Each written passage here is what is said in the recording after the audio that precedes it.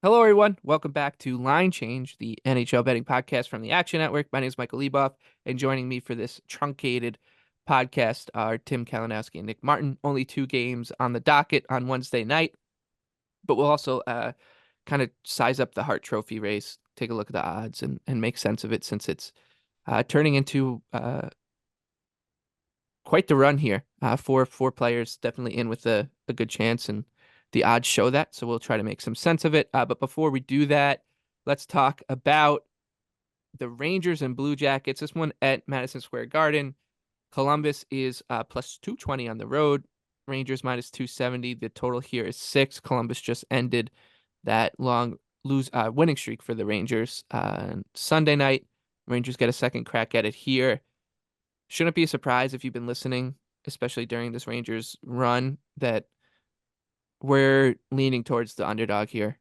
I think that there is a case to be made still that there is a lot of um, a lot of air in the Rangers numbers based on that long winning streak, their sample size over the whole season. But you're really banking on a couple things always going right, or at least one of them going exceptionally right for the Rangers for them to get results. They either get stupendous goaltending or their power play and special teams uh, come through in a big way. And that's just not the kind of team I want to bet at this price here, Nick. Yeah, the numbers make a very clear case for Columbus here. I think it's one of those plays that we talked about it before. It's not fun to make. It feels like one where like almost in my heart, I just think how this game is going to look where Columbus controls more of the play at even strength, but then they have to get through Shesterkin and the Rangers' opportunistic goal scoring ability, which is obviously part of the game, having the offensive talent to actually score. But I still think Columbus is better than their record. Since the break, they own a 54.6 expected goals for percentage, which was greatly helped by Sunday's performance where they caved in the Rangers. But um, I just think the number's too long. I can't get into backing the Rangers at this kind of a price. If I was going to, I'd maybe like consider seeing how it goes and seeing if they came back late or that type of thing. But I like too much of what's going on with Columbus right now to even consider the Rangers at this number. I think plus 220 is just a bet I want to take on Columbus, or maybe even a rare time. It just somehow this Rangers Mugambo always seems to get me that I consider the Columbus puck line. Like I could see the Rangers in overtime or something like that. And maybe I'm just kind of seeing ghosts in the closet because of how many stupid losses I've had fading them lately. But um, it feels like one of those instances where everything that is going right for them gets overhyped when it goes right. And we always say this, but I do think there's a lot of those cases, like the Flyers game, where it's easy to point to what was good when things work out and you win by a goal, but it's the exact opposite story if you get one bad bounce and Philly finishes some of the chances they could have. So, yeah, I think Columbus is just going to control too much of the play here to not back them at plus 220. I mean, they just played and Columbus beat them and, handily, like, totally deserved to win the game too. Nothing, there was nothing cheeky about that at all. So I think I'm on board. Leboff, I think there's something to be said for where you mentioned in that, I'm not looking to back a team that relies so much on goaltending and power plays. And I've uttered that same phrase dozens of time on this podcast, but it's just like, that's not a bad regular season formula to just get you through. And it's like, it's It's the just so, price. it's so frustrating when you look at that price and you're like, what are the avenues? It's like two things that don't make me feel totally confident. But like, that is how these teams win President's trophies. Like it's very frustrating. Yeah. Yeah, it's the price more Yeah, than anything. I just don't want to, I don't trust the team to win at this clip because, like, as Nick said, like, you're playing the margins so thin and basically I'll just say it, like the Rangers are betting on themselves getting the breaks like every game. And that's what's been happening. And they're not the first team to do it. It's not the first time the Rangers have done it. Like they've been doing this for a few years now and it's been working. So the sample size is not just this season even. And the season's already a large sample size. It's a big one. Um but when you're minus 270 against a team that's going to work and play pretty well at 5-on-5, as long as Elvis Merzlikins is in the goal and not our boy Daniel Tarasov, like the goaltending edge is still quite considerably with the Rangers, but it's not crazy. And I do think what you just said, like these two teams just played on Sunday. Sometimes that gets baked in a weird way, like in a contrasting fashion where the betting market or casual bettors or bookmakers know that bettors won't be able to kind of wrap their mind around this team beating the Rangers 2 games on the spin, right? Like it that kind of happens. So I do think like this, everything is pointing to the Blue Jackets being the right bet, and right bets always don't always win, and that's just a part of betting, and it sucks. Yeah, and I think too, like you make the point about the Rangers doing this year after year, and that's a really valid point. And I think your summary on the right bet not working is kind of the way I could see this going. But the Rangers, even by their standards, are pushing it pretty far in terms of getting caved in at even strength and finding a way to win. In the last 10 games, they own a 44.5% expected goals for percentage. And then you look at the Columbus side of things and why theirs is maybe seeing an uptick. First off, Werenski is their best defender by a mile, always has been, and he's looked good recently. And then the other thing is they finally have a top six that has stayed for like 6 games. And I think it's going to hold. The line of all the Russian kids is ridiculous. The Chinikov, Voronkov, Marchenko line is sick. I'm excited to watch them again tomorrow.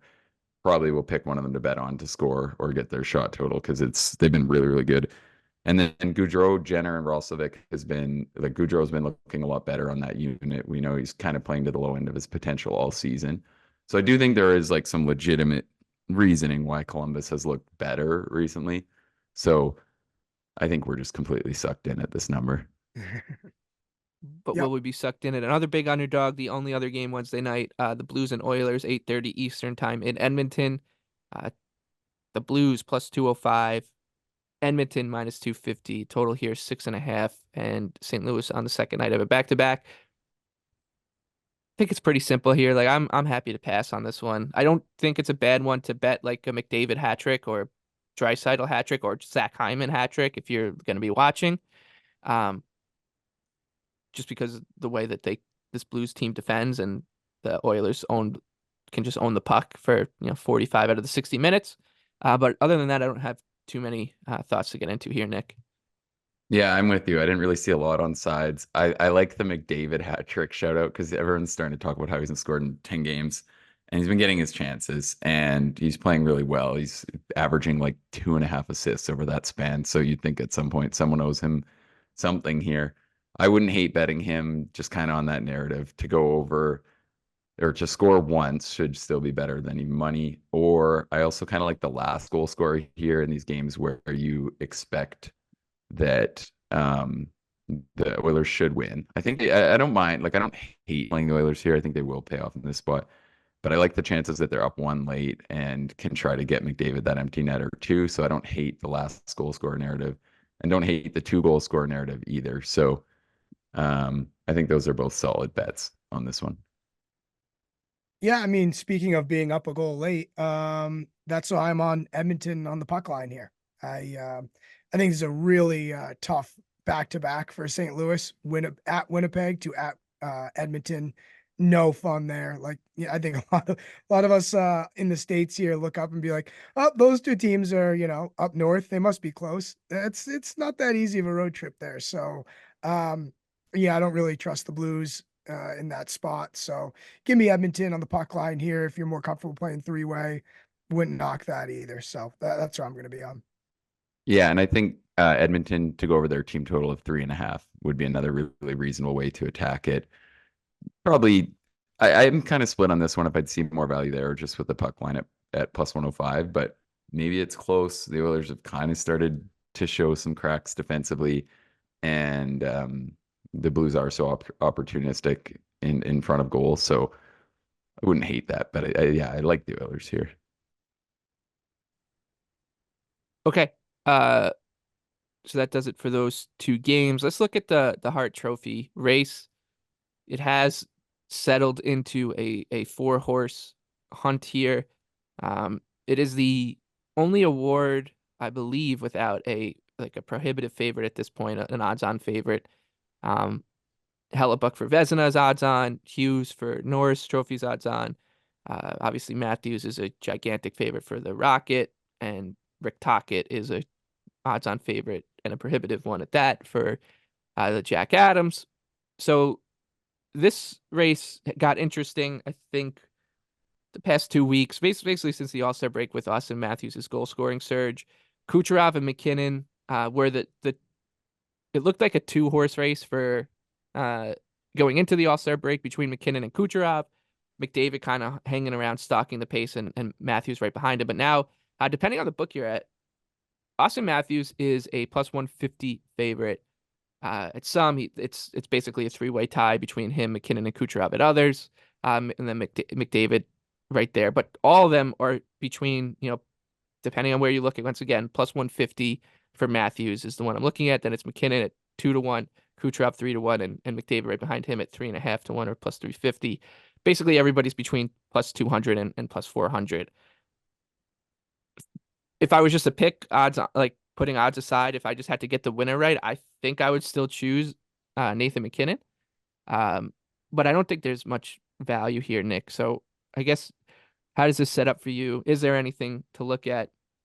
Can you be sucked into donating uh, on somebody beyond those four, or is it just something you just want to sit back and witness rather than get involved in?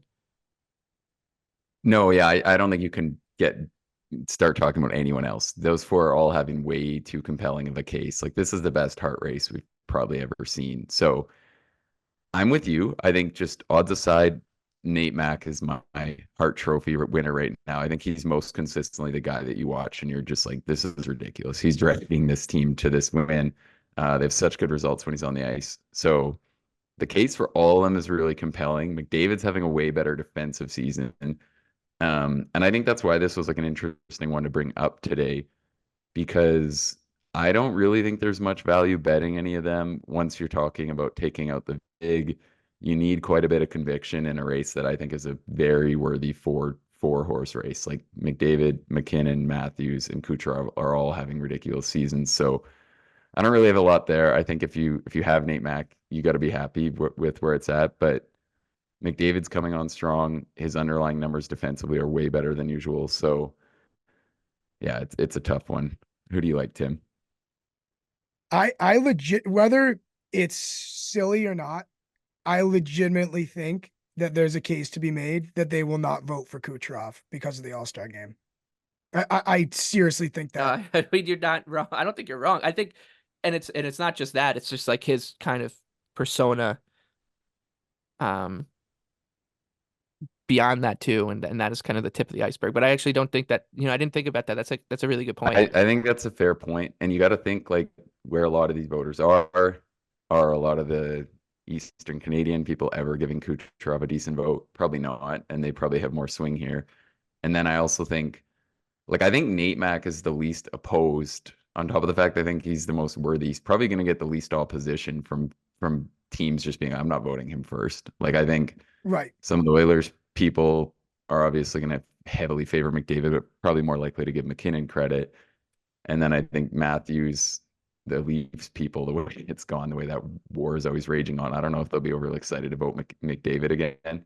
So I feel like, voter wise, and the other thing is MacKinnon is kind of due. Like, he probably could have won it the year that Taylor Hall won it. He's been knocking at the door. I think there is kind of that part of it where maybe some of them feel like he's owed a Hart Trophy if he's right there. Yep. Yeah. Yeah, If my bad, Lebo, if you go.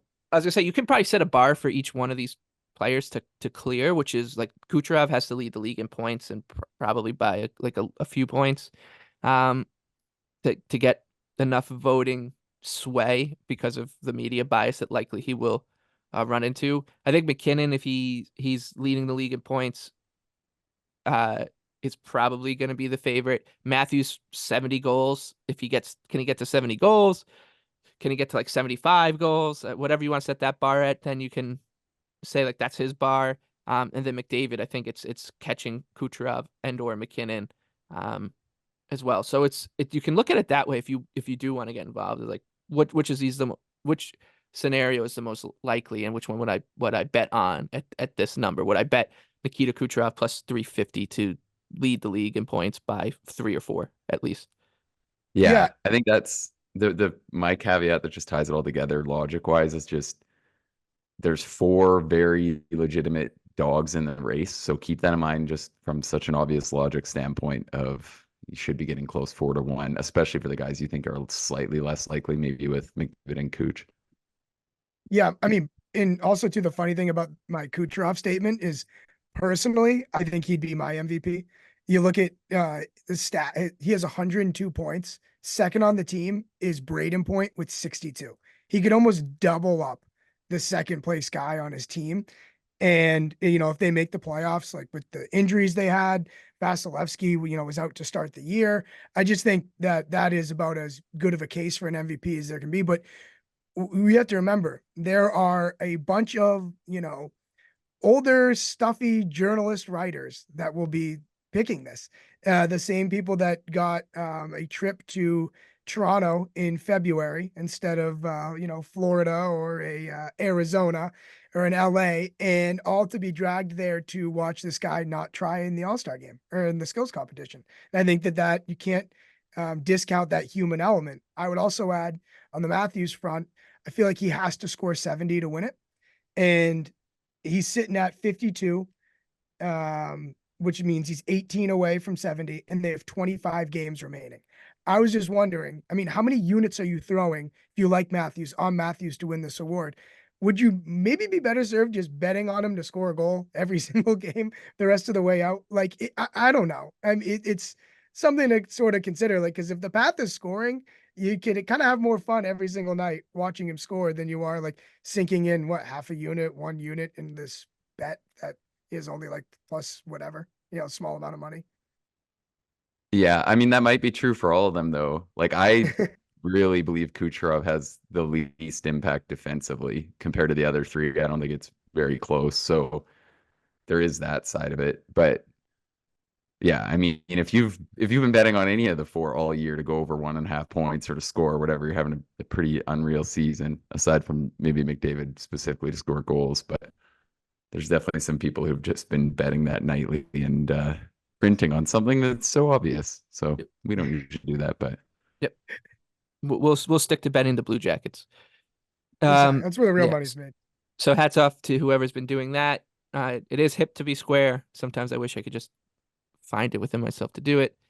All right, that does it for us tonight. It's like I said, a pretty short slate, so nothing too wild to get into. We come back for Thursday, another 12 game slate on the last day of February, Leap Day, and we will also keep an eye out on the Action Network YouTube channel on for Saturdays. We've been putting together a quick video with our best bets, and you can find that once again. It's called Power Plays on the Action Network YouTube. It's pretty quick, and we are off to a roaring start there on at 1-5. So now's the time to jump in.